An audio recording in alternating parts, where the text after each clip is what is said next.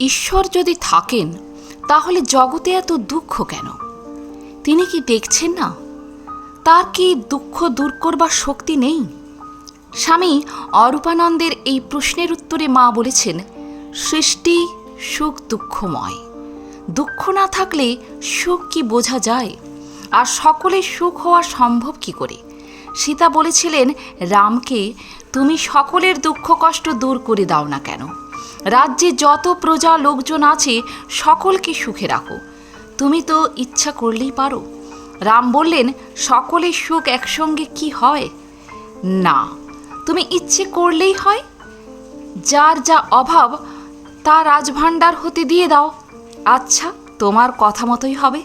তখন লক্ষ্মণকে ডেকে বললেন, যাও রাজ্যমধ্যে সকলের জানাও, যার যা অভাব থাকে চাইলেই রাজকোষ হতে পাবে। সকলে সংবাদ পেয়ে এসে দুঃখ জানালে। রাজকোষ অবারিত, বেশ সকলে সুখে দিন কাটাতে লাগলো। রামের এমনই মায়া যে শীঘ্র যে দালানে রাম সীতা থাকতেন তার ছাদ ফেটে জল পড়তে আরম্ভ করল। মেরামতের চেষ্টায় লোকজন ডাকতে পাঠালেন। কোথায় লোকজন? কুলি মজুর কি আর আছে? রাজ্য মধ্যে কুলি মজুরের অভাবে প্রজাদের ঘর দরজা কাজ কর্ম সব নষ্ট হতে চলেছে, প্রজারা জানালে। তখন নিরুপায় হয়ে সীতা রামকে বললেন, আর ভিজে ভিজে কষ্ট সহ্য হয় না।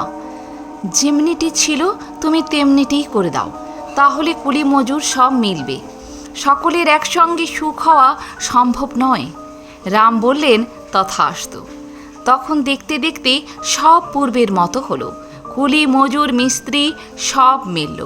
সীতা বললেন, ঠাকুর, এ সৃষ্টি তোমারই অদ্ভুত খেলা। চিরদিন কেউ সুখী থাকবে না, সব জন্ম কারও দুঃখে যাবে না। যেমন কর্ম তেমন ফল, তেমনই যোগাযোগ হয়। মাগো, প্রণাম নিও। আজ এ পর্যন্তই। ভালো থাকবেন, সুস্থ থাকবেন। যদি ভিডিওটি ভালো লাগে একটা লাইক অবশ্যই করে যাবেন। আর আপনি যদি নতুন এসে থাকেন আমার চ্যানেলটিকে সাবস্ক্রাইব করে বেল আইকনটি প্রেস করতেই ভুলবেন না। ধন্যবাদ।